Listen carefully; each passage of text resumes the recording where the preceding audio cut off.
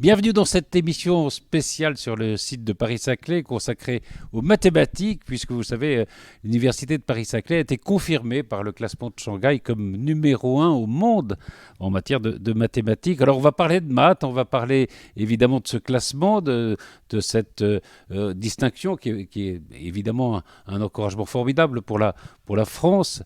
On va parler aussi de comment on devient mathématicien et puis de qu'est-ce que c'est peut-être les mathématiques, quels sont les enjeux de cette science. Et pour en parler, j'ai autour de moi quatre grands mathématiciens. Pascal Mansart, bonjour. Bonjour. Vous êtes professeur à l'université de Paris-Saclay, vous êtes directeur de la Fondation mathématique Jacques Hadamard. Vous nous expliquerez ce qu'est cette fondation tout à l'heure. À côté de vous, Frédéric Rousset, bonjour. Bonjour. Vous êtes professeur à l'université de Paris-Saclay et vous êtes le directeur du département de mathématiques d'Orsay.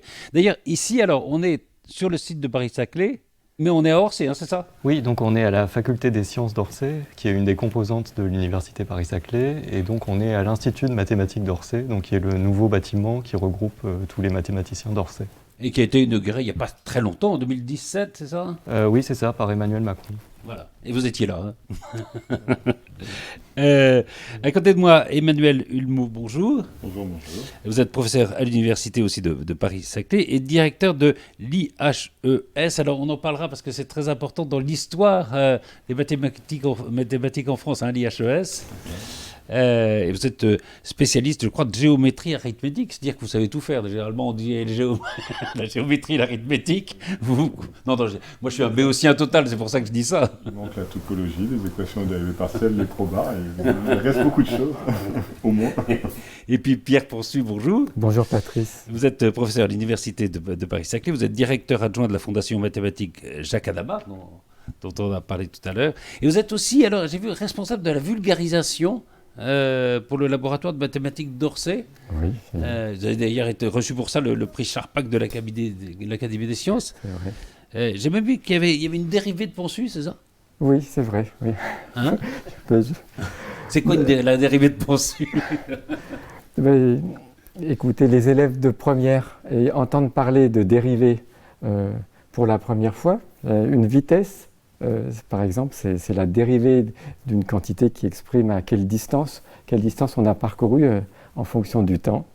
Mais on peut parler de dérivée dans des contextes un peu différents, liés à la fois à la géométrie, aux équations aux dérivées partielles.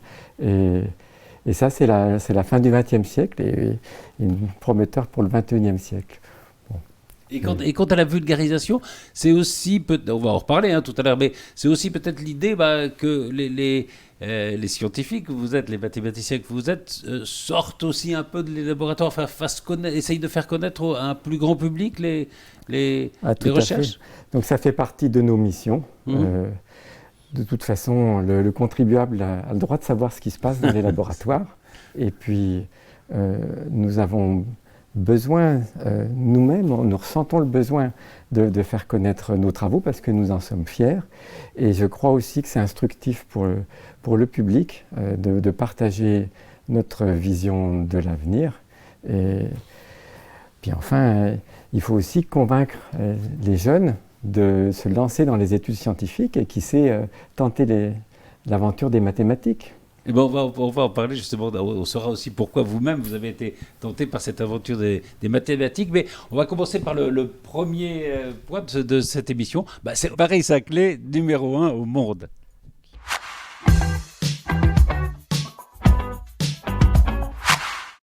Alors, d'abord ce classement, alors c'est pas, il faut dire, c'est pas la première fois, vous êtes confirmé, je peux dire, à cette première place.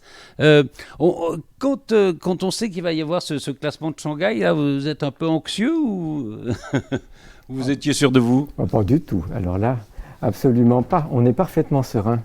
D'abord parce que on n'a pas vraiment besoin que des gens depuis Shanghai décident de nous classer à un endroit ou à un autre. Disons que notre réputation à l'intérieur de la communauté mathématique et un petit peu au-delà, elle est établie depuis plusieurs décennies. Et donc disons, comme vous le disiez, c'est une confirmation d'une primauté qui est déjà bien établie. Non, mais vous avez raison de dire que probablement vous, en tant que vous savez ce qui se passe, Oui. mais c'est vrai que aux yeux de l'extérieur, aux yeux des Français, aux yeux peut-être du gouvernement, enfin aux yeux de tous ceux qui vous regardent, on voit quand même que le monde entier regarde Orsay, quoi. C'est quand même ça. Vous avez tout à fait raison, et c'est exactement la vertu positive pour nous d'un tel classement, c'est que il nous permet d'être connus d'un public plus large, et en particulier d'étudiants internationaux qui se demandent où est-ce qu'ils vont poursuivre leurs études, s'ils ont été brillants dans leur pays. Il n'y a pas nécessairement des possibilités de poursuite d'études chez eux. Donc ils regardent un classement et peut-être qu'ils ont envie de venir à Paris-Saclay. D'ailleurs, je crois que la Fondation mathématique Jacques Hadamard a pu mesurer dès l'année dernière l'impact de ce classement. Oui, c'est vrai. Absolument. Donc la Fondation mathématique Jacques Hadamard, c'est une entité qui existe depuis 2011, c'est-à-dire que c'est une fondation. Qui, Jacques Hadamard, pardon? Alors donc c'est un mathématicien célèbre et qui a comme particularité d'avoir touché à beaucoup de branches des mathématiques, et comme la Fondation mathématique Jacques Hadamard se voulait très agnostique dans son approche des mathématiques qu'elle souhaitait promouvoir, eh bien c'était assez finalement confortable de s'abriter derrière un nom illustre qui lui-même a eu des résultats dans toutes les branches des mathématiques. Donc cette fondation, en un certain sens, elle a fédéré les mathématiques sur ce vaste périmètre de Paris-Saclay, avant même que l'université Paris-Saclay ne soit créée. En un certain sens, on a demandé aux mathématiciens de prendre un peu les devants et de mettre en avant à la fois des actions en termes de formation et de recherche qui permettent aux mathématiciens de l'ensemble du périmètre de travailler ensemble. Et parmi ces actions-là, il y a donc un programme de bourse qui s'appelle le programme Sophie Germain, et qui s'adresse à des étudiants de master internationaux. Et on a constaté cette année, en effet, comme le disait Pierre, qu'il y a eu un nombre de candidatures bien plus élevé que les années précédentes, le double de candidatures, et avec non seulement beaucoup plus de candidatures, mais des candidatures de très grande qualité. Et donc ça, effectivement, les classements internationaux, on n'est pas anxieux, parce que c'est peut-être pas dans notre nature d'être anxieux, mais en tout cas, on est quand même assez fiers, il faut bien le dire. Quand même, alors, on est quand même assez fiers. Évidente. Et surtout, on est fiers pour notre université et aussi pour les efforts que notre présidente d'université a fait pour que ce projet existe. Donc c'est quand même une consécration pour le projet d'université Paris-Saclay, parce que évidemment que les mathématiques du périmètre sont de très bonne qualité et depuis longtemps, comme le disait Pierre, mais ça ne se voyait pas. L'outil Paris-Saclay permet que tout d'un coup, ça devienne visible. Oui, c'est ça. On le savait. Enfin, ça se voyait pas. Les gens ne le savaient pas. Les gens de la communauté le savaient, bien sûr. Les gens de la communauté le savaient, absolument. Bien sûr. Ouais. Mais quand vous dites alors que vous avez beaucoup de candidatures internationales, c'est-à-dire que beaucoup de très bons chercheurs, je pense, dans le monde entier rêvent de venir à Paris-Saclay. Hein. C'est un peu ça qui se passe. Ça veut dire que est-ce que l'enseignement, par exemple, vous êtes tous professeurs à l'université, est-ce que l'enseignement peut s'ouvrir aussi à des gens de nationalité étrangère? Alors, ça, c'est une des merveilles des mathématiques, c'est que c'est un langage universel. C'est-à-dire que même si les jeunes arrivent avec un niveau de français ou d'anglais qui est un peu hésitant, ce qui est parfois le cas de nos étudiants asiatiques, très rapidement, ils se mettent au diapason parce que simplement le langage formel des mathématiques leur permet de comprendre un cours de mathématiques peut-être plus facilement qu'un cours de littérature française. Hein. D'accord ? Donc ça, c'est un aspect des choses. Par ailleurs, il y a une grande solidarité parmi les communautés d'étudiants étrangers. Hein. Il y a une espèce de diaspora qui se forme et que nous encourageons au travers de systèmes de tutorat où on incite les jeunes à être solidaires et à s'occuper de la génération suivante. Donc, une des conséquences, c'est cette ouverture au monde, évidemment. Sur les raisons, au fond, parce que les raisons de l'excellence française, vous avez raison de dire le travail qui a été fait ici, elles sont peut-être assez anciennes. Justement, je voulais qu'on parle de l'IHES avec vous, Emmanuel Hulmeau, parce que c'est vrai j'ai bien compris, dans les années 50, il y a deux grands mathématiciens qui sont Léon Mottchan et René Thom, qui vont créer l'IHES, c'est ça ?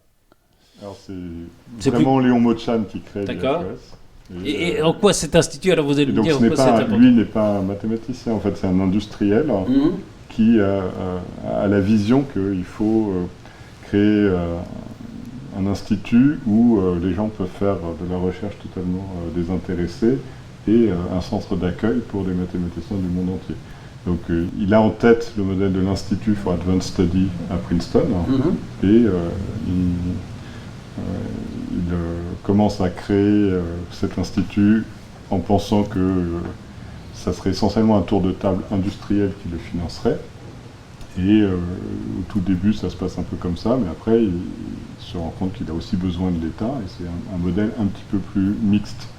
Donc, il est en discussion avec Oppenheimer, qui dirige l'Institut for Advanced Study à cette époque. Et il le fait venir dans le conseil scientifique, il prend des conseils, il crée les statuts de l'IHES, et il embauche Alexandre Grothendieck, qui va devenir un des mathématiciens les plus importants du milieu du siècle dernier, et qui va fédérer sur le périmètre de Paris-Saclay tout un ensemble de mathématiciens qui vont venir derrière lui dans son séminaire, donc, et en particulier tous les géomètres algébristes qui vont après se retrouver ici dans le laboratoire d'Orsay. Et donc, dans tout début des années, fin des années 50, début des années 60, il y a une convergence de mathématiciens extraordinaires autour de Grothendieck, puis de Ligne, entre l'IHES et déjà le département de mathématiques d'Orsay. C'est pour ça que ça se situe ici, en fait. C'est ça qui explique un peu que, Donc, que c'est là que ça se crée, quoi, que ça naît. Oui, on est à 25 minutes à pied les uns des autres. Voilà. Donc, après, ce modèle a continué et il peut apporter des choses différentes de ce que font les universités traditionnelles. C'est une structure d'accueil pour des mathématiciens du monde entier. Tous les ans, on reçoit 200 chercheurs du monde entier qui viennent pour des séjours de recherche en moyenne de 2 mois et demi. Donc on attire beaucoup de gens de toutes les universités du monde sur ce périmètre. Et puis on a un petit pôle d'excellence avec des chercheurs au plus haut niveau qui ont reçu des distinctions importantes, en particulier la médaille Fields, qui est l'équivalent du prix Nobel. Il y a une quantité, il ne faut pas exagérer, mais il y a un nombre impressionnant de Français, de mathématiciens français qui ont eu cette médaille. Alors, on est essentiellement à égalité avec les États-Unis, en gros, alors qu'on est moins nombreux que les Américains, en gros. Et donc, sur le périmètre, il y a eu 10 mathématiciens qui ont eu Pierre Deligne, Alain Combes, Jean Bourguin, Maxime Kontsevich, Jean-Christophe Yokoz, Van Limnermer, enfin, etc. Il y a une arithmétique, il y a eu 7 professeurs de l'IHES et 4 professeurs du laboratoire mathématique d'Orsay, ça fait 10 mathématiciens. 10 mathématiciens, oui. Voilà. Alors, certains disent, et enfin, c'est un argument qu'on a entendu, oui, on est très très fort en mathématiques, peut-être un peu moins dans les autres sciences, parce que ça coûte rien. C'est-à-dire qu'il faut, si on a un stylo et une feuille de papier, on peut être un mathématicien. Il n'y a pas besoin d'équipement extraordinaire. Et comme l'enseignement supérieur en France est plutôt un parent pauvre, évidemment, les mathématiques qui ne demandent pas des investissements formidables, on a des cerveaux formidables, mais voilà, qui n'ont pas besoin d'un matériel énorme. Qu'est-ce que vous en pensez de certains arguments ? Patrice, c'est un raisonnement qui est intéressant, mais si on le poussait jusqu'au bout, on conclurait que dans tous les pays pauvres du monde, il va surgir une école mathématique. Vous avez raison. Ça ne se passe pas exactement comme ça. C'est vrai, oui, c'est un bon argument. C'est plus complexe. Effectivement, il y a une alchimie assez particulière, spécifique à la France, à l'Île-de-France et à ce périmètre. C'est-à-dire que les mathématiques sont fortes. En France, dans son ensemble, il y a une chose tout à fait remarquable, c'est qu'on trouve des mathématiciens et des groupes de mathématiciens de très très bon niveau, pratiquement dans tous les coins de France, enfin dans les 54 unités mixtes de recherche du CNRS et dans 54 universités différentes. Et c'est sur il y a ce terreau qui est bien réparti sur le territoire, qui, je pense que c'est un facteur, mais il y a d'autres facteurs. Donc peut-être passer la parole à Frédéric, qui est un directeur d'un laboratoire. Oui, absolument.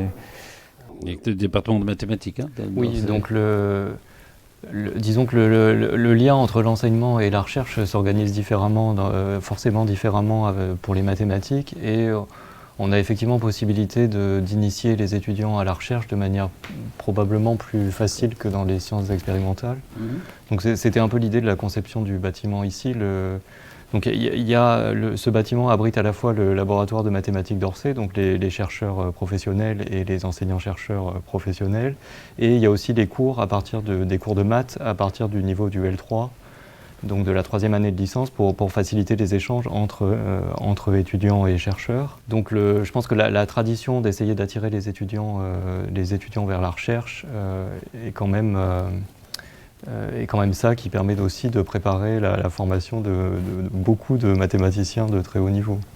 Est-ce que l'université de Paris-Saclay ou au département d'Orsay, alors je ne sais pas à quel niveau ça se prend, mais les étudiants, ils sont sélectionnés avant d'entrer. Je veux dire, il faut être très très fort en maths pour arriver dans l'université de Paris-Saclay, par exemple. Ah non, Patrice, là...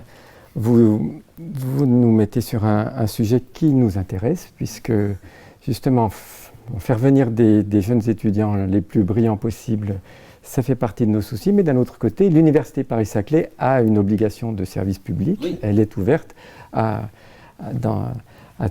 tous les lycéens qui s'intéressent aux sciences dans un périmètre géographique très large. Et d'ailleurs, pour faciliter à la fois les cursus des uns et des autres d'une grande diversité de profils de lycéens et d'étudiants, l'Université Paris-Saclay a tenté une expérience originale, je crois qu'elle est unique en France, où ces filières de licence, donc les premières années après le bac, existent sous 2 volets. Il y a une école universitaire de premier cycle qui accueille tous les étudiants qui nécessitent, qui pensent qu'il va leur falloir un peu plus de temps pour gravir les échelons, mais qui vont y arriver, d'une part, et d'autre part, elle a quelques filières sélectives qui sont souvent des doubles diplômes, avec 2 majeurs de 2 disciplines différentes, et qui nous permettent de faire avancer plus vite des étudiants qui avaient déjà un fort potentiel au lycée et qui sont suffisamment sur 2. Et ces jeunes gens, on peut les initier à la recherche dès la licence, dans des unités ils font des projets de recherche, ça commence en première année de licence, ça continue en 2e, 3e année.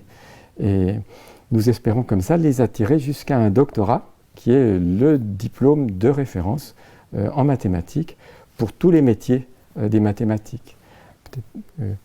Est-ce que comment ça se passe? Parce que il y a une chose assez qui peut paraître comme ça assez étrange. Paris-Saclay, première université au monde.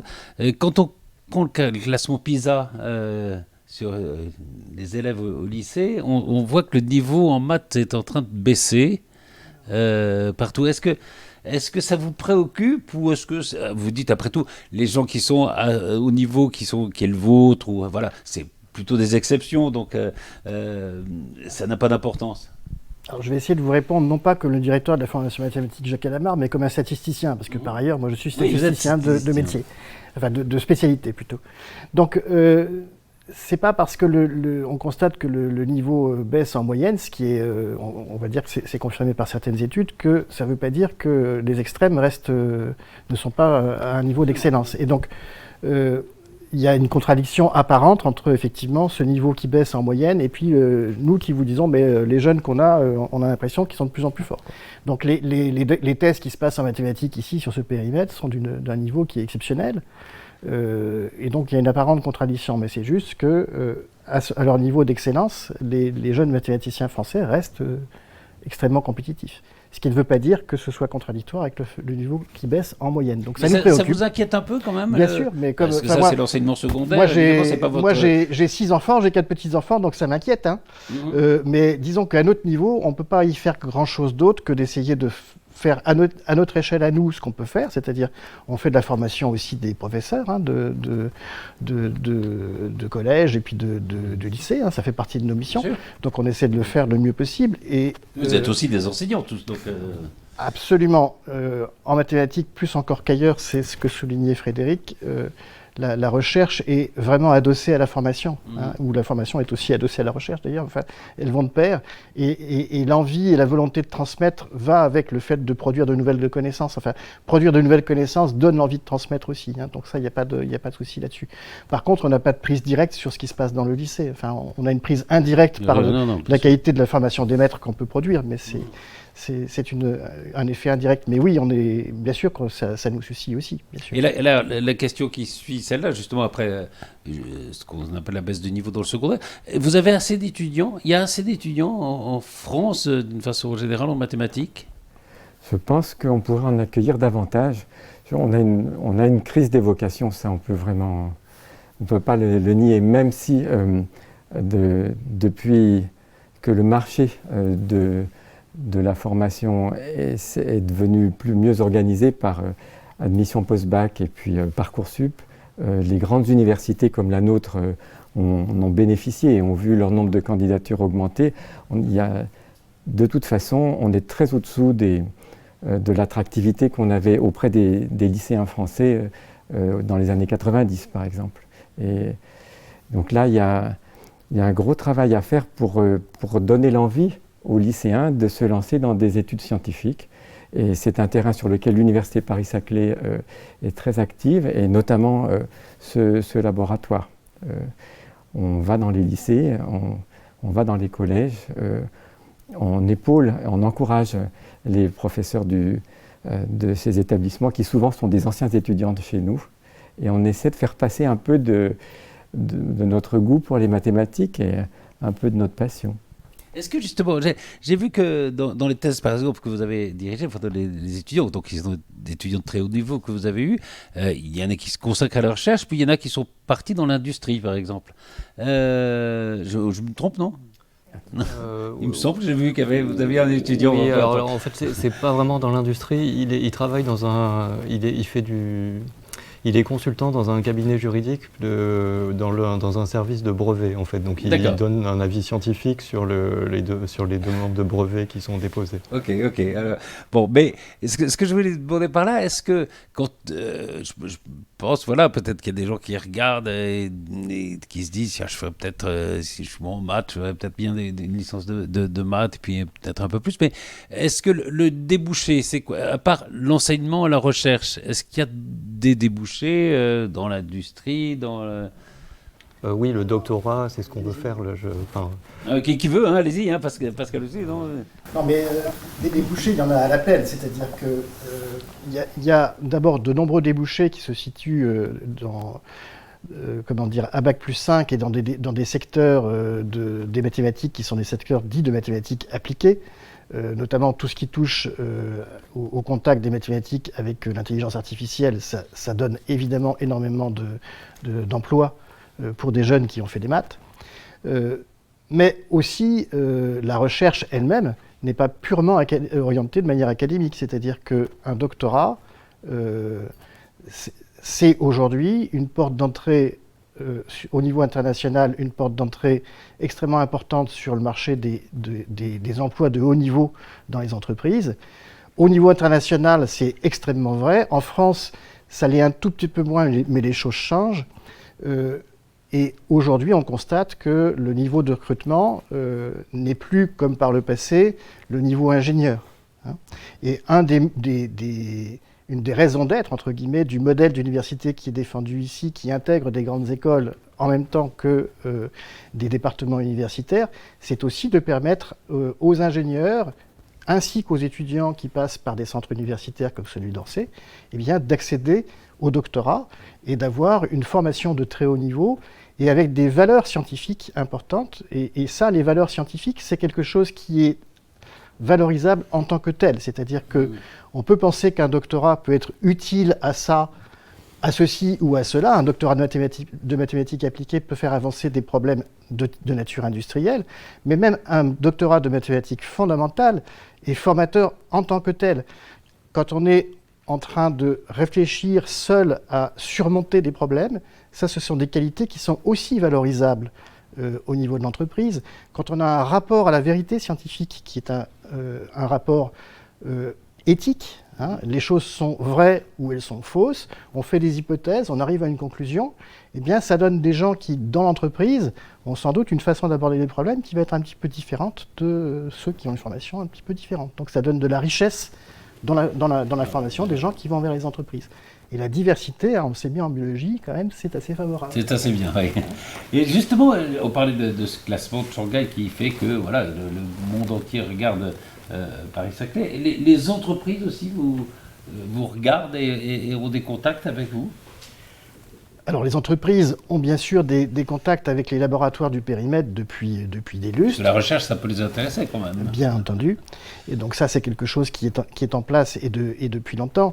Ce qu'on essaie de mettre en place maintenant, c'est vraiment des ponts qui permettent à des doctorants qui ont fait des doctorats, non pas en entreprise par des conventions CIFRE, parce que ça, en un certain sens, pour eux, les choses sont gagnées d'avance. C'est-à-dire que ils ont fait un doctorat au sein d'une entreprise, en relation avec un laboratoire, ça on sait faire, ça marche très bien, il faut continuer à le faire.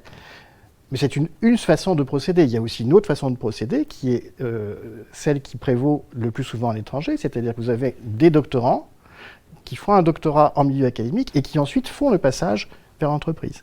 Et ça, en France, c'est quelque chose qui se fait, mais pas encore de manière complètement évidente.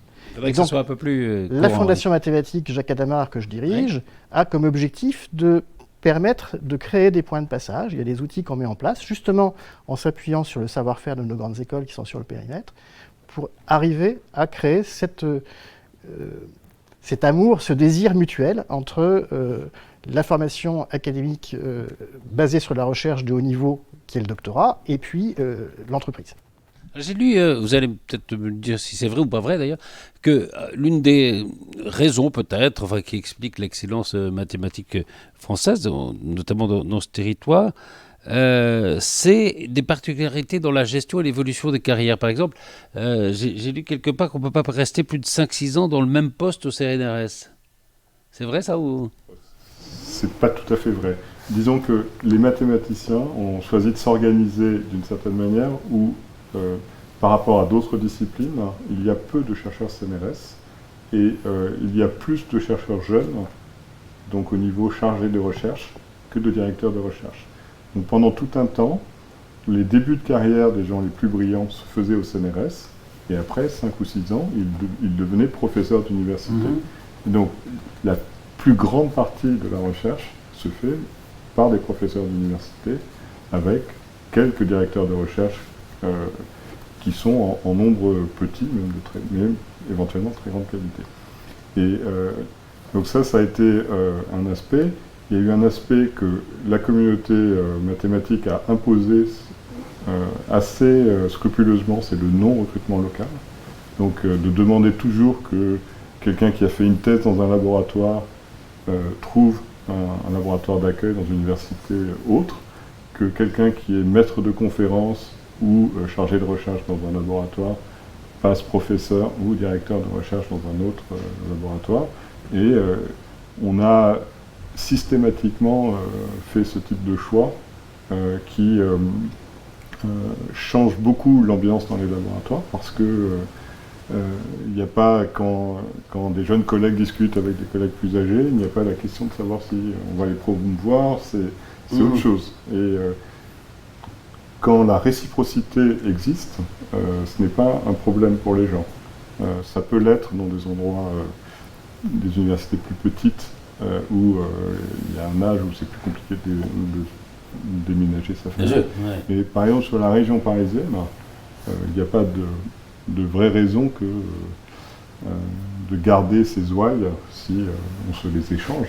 Et ça a été, je pense, bénéfique pour les uns et pour les autres. Et, bon, et ça, je pense que la communauté mathématique a réussi à se mettre des critères d'excellence dans ses recrutements, Elle a fait des choix de se tourner vers l'international, de ne pas penser que localement.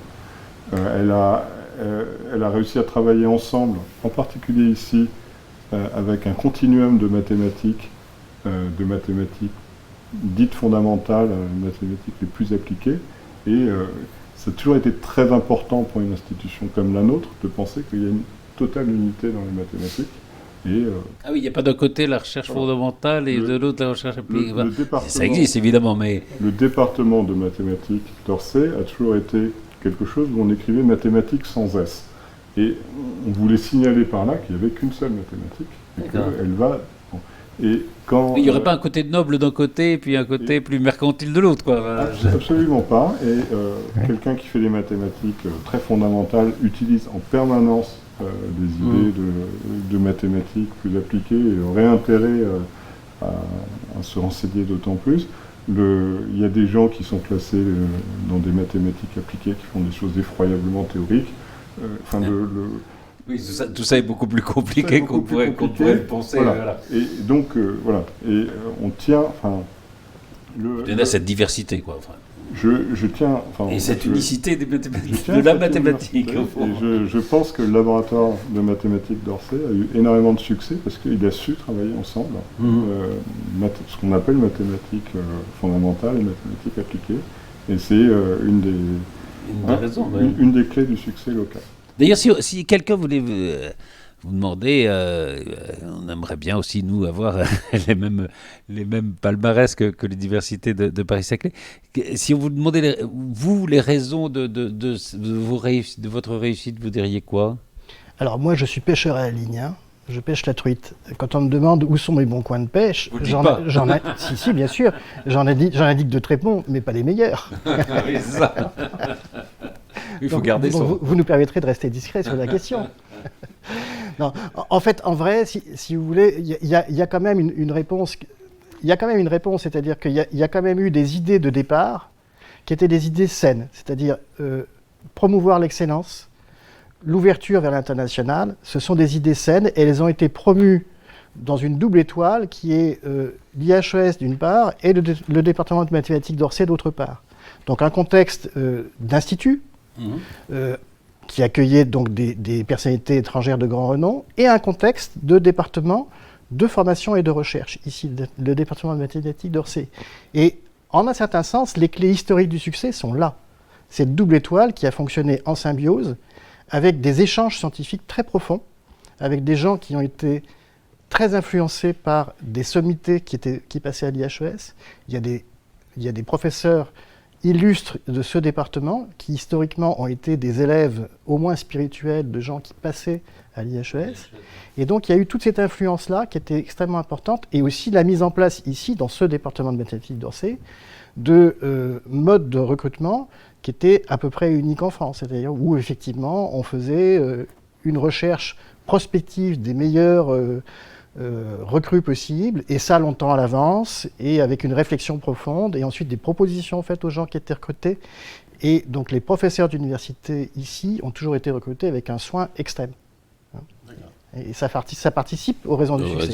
Maintenant, c'est pas parce que vous avez une forêt bien soignée, avec des chênes, avec des châtaigniers, qu'il y aura des truffes. Des truffes, il y en a quand il y en a. Vous voulez dire qu'il y a un peu de hasard? Un hasard je ne sais pas si c'est une notion mathématique. Non, mais c'est un hasard heureux. Enfin, moi, j'ai eu la chance de vivre de manière contemporaine avec Jean-Christophe Fiocos, qui était un ami. On a joué au foot ensemble sur... ici, tiens, juste en dessous, parce qu'ici, c'était un terrain de foot, dans les temps ancestraux. Donc, on a patiné dans la boue, là, le long de l'Yvette. On a pataugé dans la boue avec Jean-Christophe. Jean-Christophe, je l'ai connu avant qu'il ait la médaille Fields.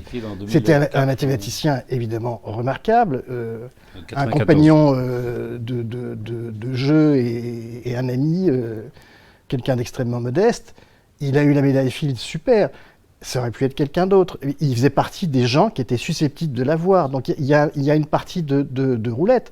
Mais plus vous avez de gens brillants qui font partie du jeu, et plus vous avez des chances d'être successful. Hein. On a parlé de l'Institut Jacques Hadamard, on a parlé de l'IHES.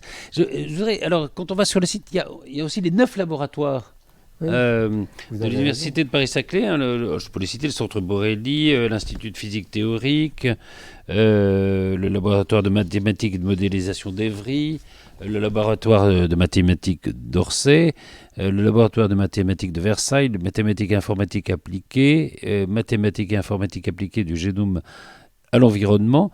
Alors, c'est quoi ces laboratoires? Moi, j'ai une belle histoire à vous raconter. Qui Allez. vous explique un peu comment ça coopère et comment ça Ouais. fonctionne, les mathématiques. Donc évidemment, on est de manière un peu peut-être artificielle, vu de l'extérieur, en train de travailler avec le laboratoire de mathématiques de Versailles. Donc c'est quand même assez éloigné hein, géographiquement. On ne peut pas dire que ce soit la porte à côté. Mais comment ça commute tout ça? Eh bien, si vous prenez le programme de Langlands, qui est un programme mathématique très abstrait, qui est un peu dans le secteur de mathématiques de mon ami là-bas, Emmanuel Hulmeau. Hein.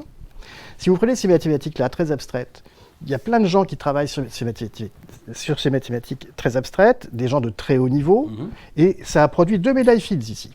Hein. Laurent Laforgue, d'un côté, et puis Ngo, de l'autre. Bon, Ngo Bachot. Ça, vous allez me dire, mais c'est des mathématiques, mais jamais de la vie et jamais au monde, ça n'aura d'application, quoi. C'est fait pour des athlètes de haut niveau qui vont avoir effectivement une médaille olympique. Spéculation intellectuelle. Alors on est très content d'avoir les médaillés olympiques, mais enfin, and so what, quoi. Oui, ça Eh me bien- fait pas courir plus vite, quoi. Exactement. Eh bien, en parallèle, le fait que ces mathématiques existent a permis de développer des méthodes de cryptographie qui s'appuient sur la géométrie péadique. Et jamais de la vie, la géométrie péadique n'aurait existé s'il n'y avait pas eu ces gens. Oui, c'est ça. C'est-à-dire qu'il n'y a jamais... Donc, il y a un gisement de connaissances qui se produit, et les mathématiques, c'est un aller-retour permanent entre des gens qui, comme moi, sont à l'affût de ce qui se passe au niveau des applications, et que les applications inspirent pour développer leurs recherches, on les appelle des mathématiciens appliqués, et des mathématiciens plus fondamentaux, qui, eux, ont une dynamique un petit peu différente, et qui développent un gisement de connaissances qui, peut-être un jour va servir, et même sûrement un jour va servir. Hein, parce que pour faire de la modélisation, il faut qu'il y ait des modèles. Et maintenant, j'en arrive avec nos amis de Versailles. Parce que figurez-vous qu'à Versailles, qu'est-ce qui se passe? On développe une formation de haut niveau en cryptographie. Et donc, on utilise ces mêmes mathématiques pour former des jeunes, d'accord, qui vont trouver des emplois dans quel secteur? Eh bien, la sécurité informatique. Vous avez entendu parler un petit peu des questions de privacy et compagnie. Hein, d'accord. De plus en plus, même. Et voilà. Eh bien, vous ne saviez pas que les questions de privacy, elles avaient un rapport quelconque avec le programme de Langlands. Eh bien, si. Mais on rejoint ce que disait Emmanuel, c'est dire que voilà, il ne faut pas de S à mathématiques. Non, mais c'est vrai que hein, tout... Je vais essayer de raconter la même histoire d'un autre point de vue. Donc, il y a plus de 2000 ans, les Grecs s'intéressent aux nombres premiers qui existent quand on essaie de comprendre ce que c'est que les nombres entiers, comment on les multiplie, comment on les additionne. Ça fascine, ça fait faire des progrès à l'ensemble des mathématiques, parce qu'il y a Riemann qui a un nouveau point de vue, il y a des conjectures importantes, on comprend la distribution des nombres premiers. Et alors, personne n'aurait dit que ça avait la moindre importance pour le monde réel. Aujourd'hui, l'ensemble de tout le système financier est sécurisé par des codes qui sont juste la multiplication de deux nombres premiers un peu grands, et que c'est un peu compliqué de savoir les factoriser. Et donc, même si on se pose des questions vraiment pour la beauté de l'art, il peut y avoir un moment où on change drastiquement la donne. C'est-à-dire, si vous payez avec votre carte bleue aujourd'hui, il n'y aurait pas cette connaissance des nombres premiers, on vous vole tout de suite votre argent. Enfin, donc c'est ça, oui, le système s'écroule demain. Voilà. Donc, c'est le...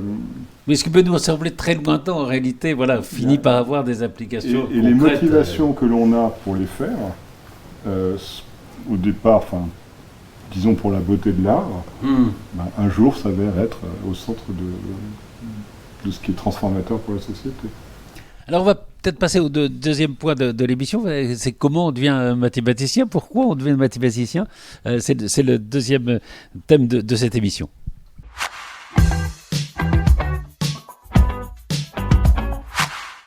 Alors, je vais commencer avec vous, Frédéric. Qu'est-ce qui vous a poussé? Alors, je pense que vous étiez tous évidemment très, très, très, très bons dans le secondaire, etc. Donc, non? Oui, certainement. Je pense qu'on devait tous être plutôt bons en maths quand on était petit. Et pourquoi les maths, voilà?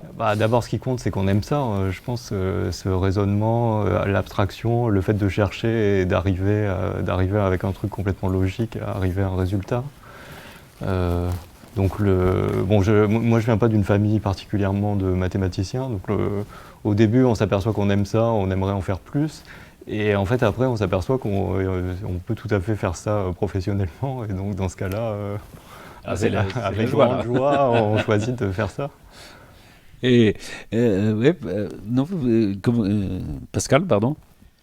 Moi, mon histoire avec les mathématiques, elle a démarré dans un grenier, en fait. Je viens d'une famille très nombreuse, d'une petite cité ouvrière, et souvent, je m'isolais dans le grenier pour faire quoi? Pour faire des exercices de maths. Alors, pourquoi je faisais ça? Ça, je n'en sais strictement rien. Je veux dire, c'était quelque chose que j'avais en moi, et je faisais ça, puis je dessinais des cartes de géographie à main levée. Pourquoi je faisais ça? Je n'en sais fichtrement rien, j'avais envie de faire ça. Voilà. Donc je passais mon temps entre ce type de choses-là et puis aller à la pêche, aller cueillir des champignons. Et un jour, j'ai réalisé, alors je n'étais pas trop mauvais à l'école, et puis un jour j'ai réalisé que faire des maths c'était possible. Et puis j'ai eu la chance d'avoir un mentor absolument délicieux qui était quelqu'un qui connaissait très bien les champignons et donc on s'est très bien entendu. C'est grâce aux champignons. Absolument. Presque. Emmanuel? Enfin, bon, moi je pense que j'ai profité d'une situation. Donc, quand j'étais enfant, je prenais du plaisir à entendre des mathématiques à l'école.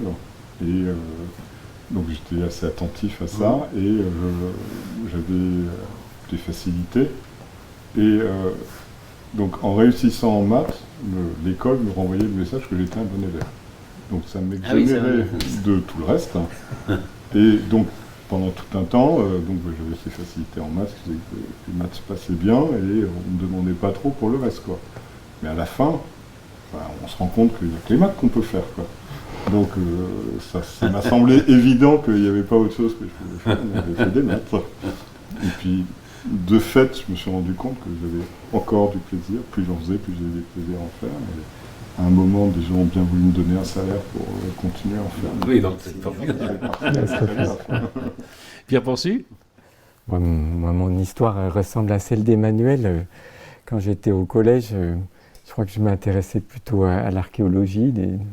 Et puis, en troisième, j'ai eu un prof de maths dans une petite ville qui s'appelle Lons-le-Saunier, dans le Jura, et c'était juste à l'époque des maths modernes. Je ne sais pas si vous avez connu ça, Patrice. Tu peux. Voilà.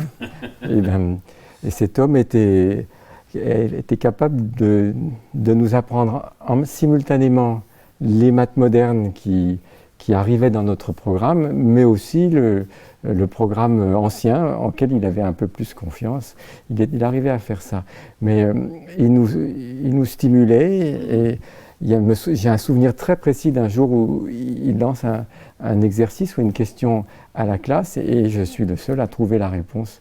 Et se rendre compte que j'étais capable de tirer quelque chose de ma tête, ça donne confiance après. Et après, effectivement, je me suis aperçu que en dehors des maths, je n'étais pas capable de faire grand-chose. Vous n'avez pas hésité les uns les autres, je ne sais pas, avec la physique, la chimie, non, hein? C'est trop dur la physique. Oui, c'est trop compliqué la physique. C'est ce qu'on dit. Ça. Et est-ce que, comme Pierre, il y a eu peut-être un enseignant, non, qui vous a, les uns et les autres, guidé? Non, vous étiez le grenier plutôt Non, si. Enfin, oui et non. C'est-à-dire que moi, j'ai un souvenir ému de ce qu'on appelait un instituteur à l'époque et qui m'a fait comprendre que je pouvais faire des choses. Ça, oui. Ouais. Et donc ça, j'en ai un souvenir ému, mais je pense qu'on est beaucoup à avoir comme ça quelques enseignants en référence. Bien sûr, ouais. Et bon, si un jour quelqu'un me dit que j'ai les mêmes valeurs que cet homme-là, ben, je serais content. Voilà. Alors on va passer troisième, voilà, les mathématiciens, et puis maintenant on va parler des maths. Qu'est-ce que c'est les mathématiques?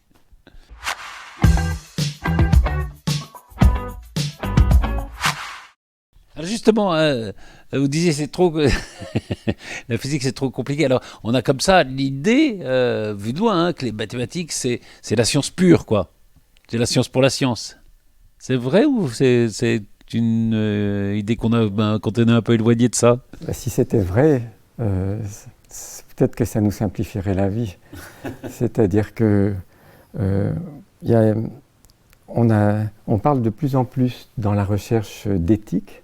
Et pendant très longtemps, nous mathématiciens, nous sommes sentis complètement à l'écart de ces questions d'éthique. On n'était pas concernés. Les biologistes, ils sont confrontés à ça quotidiennement. On a l'impression que les mathématiciens, ils sont loin de ça. Exactement. Et bien malheureusement, ça nous rattrape et à grande vitesse. Hein.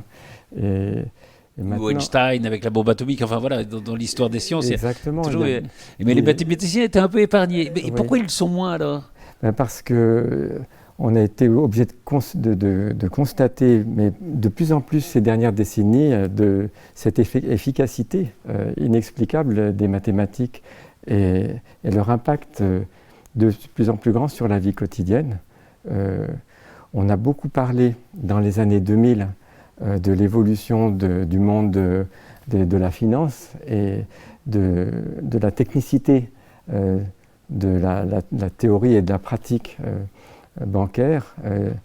Et les mathématiciens, quelque part, ont joué un rôle. Ils ont quand même fourni des outils, fourni ce qu'on appelle des algorithmes, qui ont rendu possible la finance à très haute vitesse.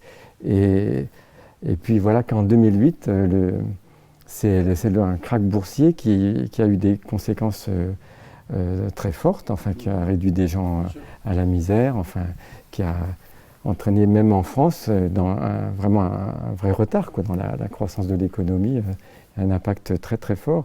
Et est-ce que les mathématiciens portent une part de responsabilité? Alors évidemment, non, évidemment.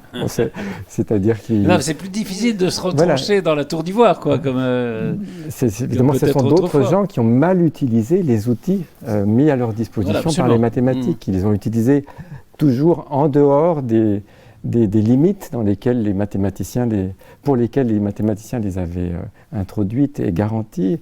Et donc il y a eu une mauvaise utilisation d'un outil, mais malgré tout, ça fait réfléchir. Et là, je vous parle de la décennie passée. Mais maintenant, la décennie suivante, dès 2010, on commence à voir arriver ces mathématiques liées au traitement de grandes masses de données et qui donnent lieu à une activité économique comme la recommandation. Hein.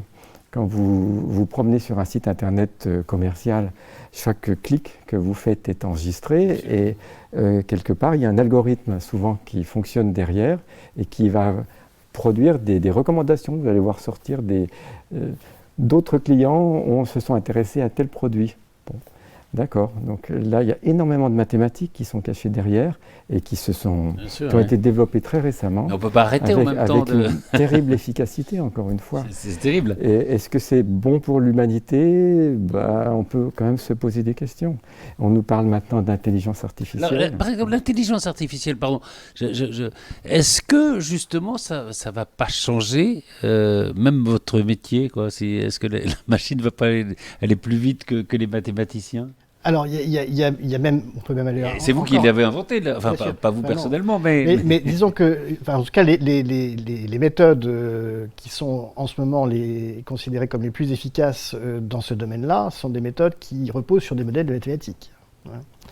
Le deep learning, ça repose sur les réseaux de neurones profonds. Les réseaux de neurones profonds, ça se définit comme des modèles mathématiques. Donc c'est sûr qu'on est mouillé jusqu'au cou, comme dirait Pierre. Hein. Donc on ne peut pas se sentir complètement innocent dans l'avancée de tout ça. Mais enfin, il faut voir aussi ça de manière positive, c'est-à-dire que Oui, ça peut apporter des progrès les formidables. mathématiques ont une influence certaine sur le PIB. Hein. Il y a des études qui montrent qu'il y a un impact certain des mathématiques, notamment au travers de la formation de jeunes. On revient sur cette histoire de jeunes docteurs qui vont dans les entreprises, etc. Et donc, il y a un impact. Donc, il faut aussi le voir de manière positive. Mais c'est certain qu'on est du coup... pas dans notre petite bulle magnifique. Je reviens à ma question un peu basique, mais est-ce que les mathématiciens que vous êtes, vous ne dites pas, mais avec l'intelligence artificielle, on ne va plus servir à rien, quoi.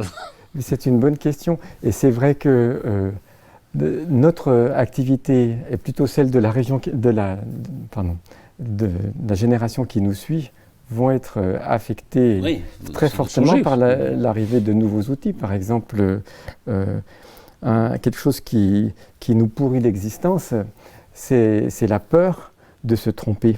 Hein. Un mathématicien, il est tenu de démontrer. Hein. Tout ce qu'il affirme. Il ne peut pas affirmer, oui. Et donc il rédige des démonstrations des fois longues et complexes, et il a peur de se tromper à chaque ligne. Eh bien, on voit arriver maintenant des outils qui s'appellent des assistants de preuve, qui nous permettent de rédiger une démonstration de telle sorte qu'elle puisse être vérifiée automatiquement. C'est merveilleux. Moi, je suis absolument preneur d'un outil comme celui-là. Donc, vous voyez, même nous, dans notre pratique quotidienne, nous voyons arriver une évolution très forte là, dans le bon sens. Et là, moi, je le vois même en sens inverse, c'est-à-dire que moi, j'ai pas du tout peur du développement de l'intelligence artificielle. Je trouve même que ça crée de nouvelles activités en mathématiques. Il y a des nouveaux modèles mathématiques. De toute façon, peur ou pas peur, ça arrivera. Ça arrivera, donc oui, ça sert à rien. Comme dirait ma vieille mère qui n'est plus de ce monde, la peur n'évite pas le danger. Hein, voilà. Donc voilà. Mais ça d'une part, mais même plus sérieusement, il y a des activités, enfin il y a des pans entiers de mathématiques qui n'étaient pas concernés en un certain sens par des applications directes, et qui aujourd'hui le sont parce que justement il y a des mathématiques nouvelles qui sont au contact de l'intelligence artificielle qui se développent. Donc ça, c'est quand même un point qui est extrêmement positif, parce que ça donne du dynamisme à la discipline. Hein, oui. J'avais une question à vous poser. Vous êtes universitaire, chercheur. On voit aujourd'hui les GAFA qui utilisent beaucoup de gens qui ont les mêmes formations que vous, qui leur proposent à peu près 10 fois ou 15 fois ce que vous gagnez. C'est plutôt encourageant ou c'est plutôt désespérant, ça? Alors, est-ce que l'université ne reconnaît pas les chercheurs au niveau où il devrait les reconnaître? Ça crée un problème assez évident dans certaines disciplines en particulier. Enfin, il y a une demande de la société que l'on forme des gens pour faire de l'intelligence artificielle. Et le problème, c'est qu'on ne peut pas maintenir dans le monde académique les meilleurs pour assurer cette formation. Parce que, effectivement, dans les GAFA, ils ont, d'un point de vue intellectuel, des choses très intéressantes à faire, et effectivement, des salaires qui ne sont pas comparables. Cependant, la société a réellement besoin qu'on forme de plus en plus de gens dans ces sujets, et donc il est réellement obligatoire d'avoir un lien entre l'université et les entreprises pour que la formation soit aussi assurée par des gens qui ont fait le pas d'aller dans ces entreprises. Et donc ça, c'est un système qui doit commencer à se mettre en place, qui n'est pas intuitif et naturel pour nous, mais vous êtes confronté, oui, à cette réalité. Il y a une recherche je complète ce que disait Emmanuel. Il y a une recherche qui est extrêmement dynamique maintenant dans les fameux GAFA. Là. Ils ont bien compris qu'offrir de la liberté académique, c'était aussi intéressant, parce que c'est attractif pour les jeunes chercheurs qui veulent attirer. Donc il y a une réelle compétition et il y a un réel enjeu pour la recherche académique que de garder en son sein quelques jeunes qui ont une très haute qualité dans ces domaines-là. Parce que sinon, qu'est-ce qui va se passer? Si toute la recherche dans ces domaines-là file dans les entreprises, le souci, c'est qu'il n'y a plus d'arbitrage possible. C'est-à-dire que un chercheur va expliciter ses résultats dans un congrès. Il représente à la fois son domaine, mais aussi une entreprise. Donc le rapport à la vérité est faussé. Ce qui fait qu'un vieux monsieur comme moi, on vient de temps en temps me chercher pour faire un arbitrage, parce que Pourquoi? Ben moi, je suis pas. Je n'ai de rapport ni avec Vous Dieu n'avez ni pas avec le diable. d'intérêt. Je n'ai pas d'intérêt et donc je peux donner un arbitrage qui est un arbitrage objectif. Et ça, cette capacité à délivrer des arbitrages objectifs, ce rapport à la vérité, c'est très intimement lié aux mathématiques. Ben merci à tous les cas. J'avais une histoire que j'ai lue là récemment qu'on m'avait c'était un étudiant qui était très fort en mathématiques et qui hésitait entre je crois la poésie et la. Vous connaissez cette histoire, non? Entre la poésie et les mathématiques, et puis finalement il dit à son maître, finalement j'ai choisi la poésie, et le professeur lui dit, ouais, vous avez bien fait, vous n'aviez pas assez d'imagination pour les maths. Est-ce que vous êtes les plus imaginatifs des scientifiques? En un mot, parce qu'il faut qu'on se quitte. Ah ben on est certainement les plus littéraires des scientifiques, et en un certain sens, ceux qui ont le tempérament d'artiste le plus affirmé, c'est-à-dire qu'il y a quelque chose qu'on se dit entre nous et qui est incompréhensible sans doute pour le public, mais cette démonstration est vraiment élégante. Qu'est-ce qu'elle est belle! Oui, il y a de la beauté. Hein. Et on parle d'une preuve de mathématiques comme on parlerait d'une femme. Quoi. Absolument. Hein? Merci. Non, il faut qu'on se quitte, je suis désolé, Emmanuel. Merci à tous les quatre. Et puis voilà, et puis alors évidemment, on vous donne, je sais pas, un grand bravo quoi, pour tout ce que vous faites et pour le rayonnement que vous faites avoir sur le territoire et la France. Merci à tous. Merci à tous les quatre.